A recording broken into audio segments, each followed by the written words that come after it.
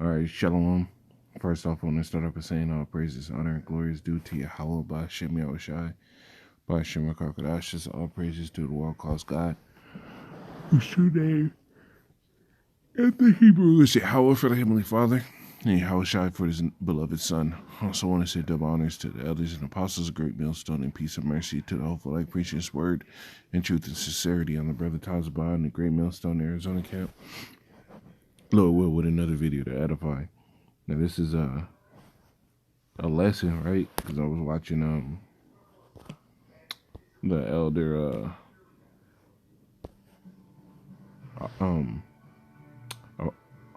Ramlab, and he was going through this lesson on the system, and it's just getting in my mind that this devil is really trying to set up himself being in the position of having a godhead, right? Which the scriptures all speak about how we would do these things now.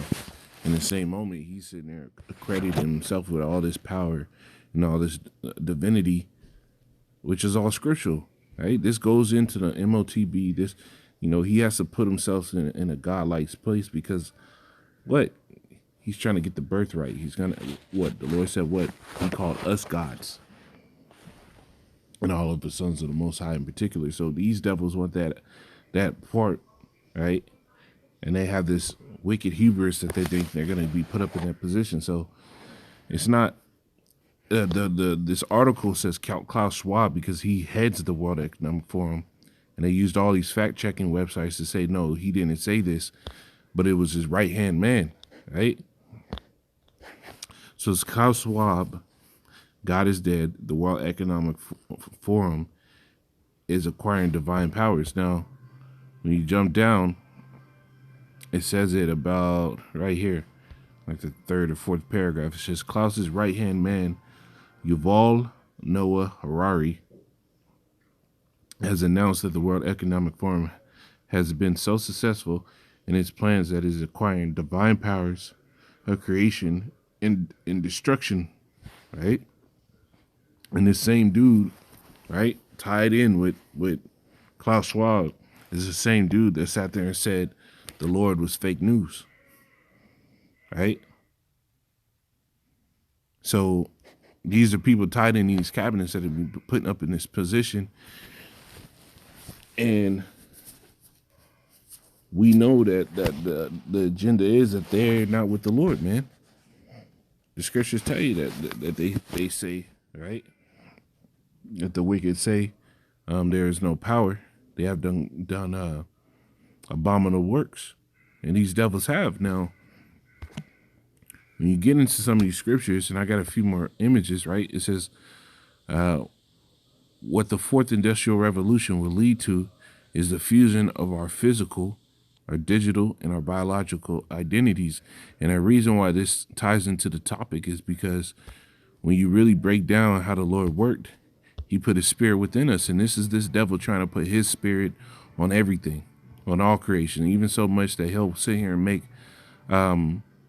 vaccines for,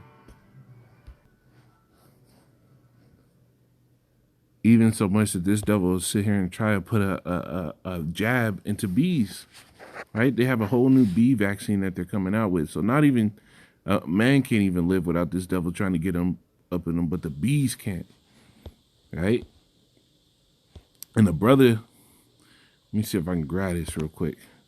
The brother picked up a watermelon, right?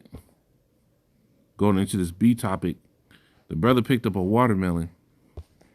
And this is pretty damn rare to happen. I mean, it happens, but it's pretty damn rare. And in all my life, I ain't never seen this shit in my life.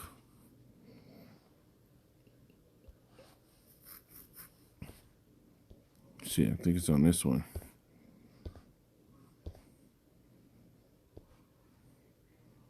One second. The brother picked up a watermelon, cut into it, and this is what it looked like. Right? This is what it looked like. And this is actually caused by poor pollination. Right? Poor pollination. So basically, this is a damn retard melon. And it's called hollow heart.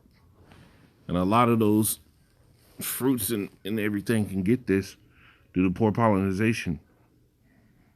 And now these devils are coming out with jabs for bees. So, right, imagine the effect that it's going to have on the world, man, on your food, because these devils want to play God, right? So let's get into some precepts. 2 Thessalonians 2.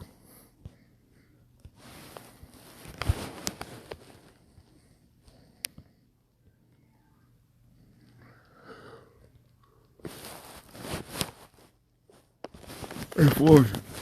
It says, who opposeth and exalted himself above all that is called the Most High, or that is worshipped, so that he as the Most High sitteth in the temple of the Most High, showing himself that he is a power. And this is what he's trying to do, right? He's trying to be at the crux of creation, destruction, right? Life, death. He wants to be in all, just as Yahweh's spirit is in all. Like the scriptures say, if the Lord was to withdraw his spirit, no flesh would stand, man. Because his spirit is in everything. The Lord's spirit is in everything. And these devils are sitting there trying to use technology to come to that position.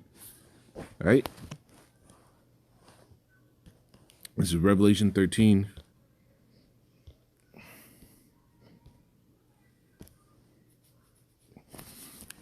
And I started 15. It says, he had power to give life unto the image of the beast, right? Going into the system. That image is going into the system. When you really think about art, and the elders video brought this point in my head. When you think about art, I used to be deep in that world. When I was in the world, I was, doing tattoos and shit. But when you go into art, right, it's a lot of little tiny strokes that don't look like shit. Really, when you put down your lighter tones first, it really doesn't look like anything. And then you start building into some of those darker tones. That's when it starts coming together. So when you go into an image, like the elder said, man, it's a bunch of little parts working together to sit here and form something, right? So an image is what they're creating through this whole new system, right? It's going to tie military, financial system, right? Medical system. It's going to tie all these things together and meld them to the point where if you're not in that system, you're not going to fit into that picture, right? And you have power to give life into the image of the beast, that the image of the beast should both speak and cause that as many as would not worship the image should be killed. And this is the power that he's trying to have, right? Because this is what the Lord declared in the scriptures. What happened? This is I'm gonna get this Exodus 22.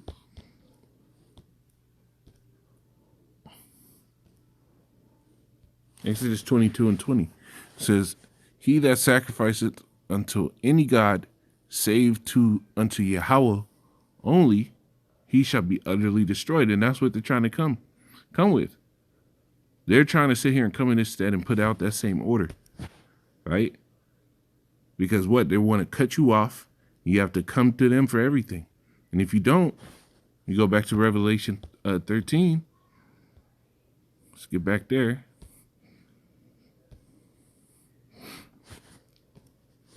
If you don't, right, this is the destruction. And he causes all, both small and great, rich and poor, free and bond, to receive a mark in their forehead, in their right hand, or in their foreheads, that no man might buy or sell, save he had mark of the name of the beast or the number of his name, right? Because what? Ah, man, I jumped a little ahead. Verse 15 again, it said, have power to give life unto the image of the beast, that the image of the beast should both speak and cause that as many as would not worship the image of the beast should be killed. He's trying to come to that same God-like stature where at the flick of a wrist, boom. If you want to buck up, boom, you're out of there. Just like the Lord has the power to do. And these devils have that decrepit mindset where they think that they really have that ability. This is Psalms 37. when it's the Lord that sit here and heals and kills, man. Psalms 37 and 38. It says, but the transgressors shall be destroyed together. The end of the wicked shall be cut off. And that's exactly how it works. Now, this devil's trying to come up with a framework, right? Like the Lord set up natural laws. Thus, the law for the wages of sin. Why do people die? Like the scriptures say, the wages of sin is death. That's a natural course that the Lord has put into this world. Right? So these devils are trying to come up with their own versions of it. Right? Do that chip. Hey, they're only going to extend it further and further as time goes on. Right? But the Lord set up these natural orders, so this devil wants to set up his. Right? That's Habakkuk 1 and 11. Because now that he has all this ability, he's able to walk through the earth, do all these things. He really believes he's the hottest out. Right? Habakkuk 1 and 11, it says, then shall his mind be changed, and he shall pass over and offend, imputing this his power unto his God. Right? And he's sitting there fully worshiping Satan on the left-hand side, man. But the Lord is the one in control. At the end of the day, the Lord is the one in control. You go into the scriptures. Let me get this other one. It says,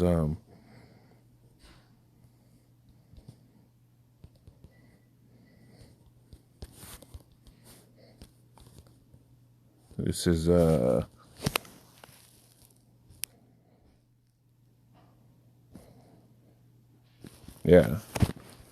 Because at the end of the day, this is going to be his end. It says, Ezekiel 28 and 9, it says, wilt thou say before him that slayed thee, I am a God, right? Because that decrepit mindset that thinks that he's going to prop himself up to the stature, the Lord's going to allow men to come against you.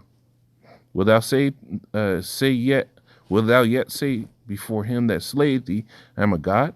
But thou shalt be a man and no God in the hand of him that slayed thee. Right? Thou shalt die the death of the uncircumcised by the hand of strangers. For I have spoken and say Yahweh. And this is exactly what's going to happen to you, devils. You're going to be slain. Right? You're going to be nothing but a man in the hand of them that slayed you, going through the nations first. And then when you come into the Israelites' hand in the kingdom, we're going to get down on you, man. Right? But Lord willing, this is edifying. I'm going to say, call Allah, Yahweh, Shema, Shai, Shema, Kakada, Shalom.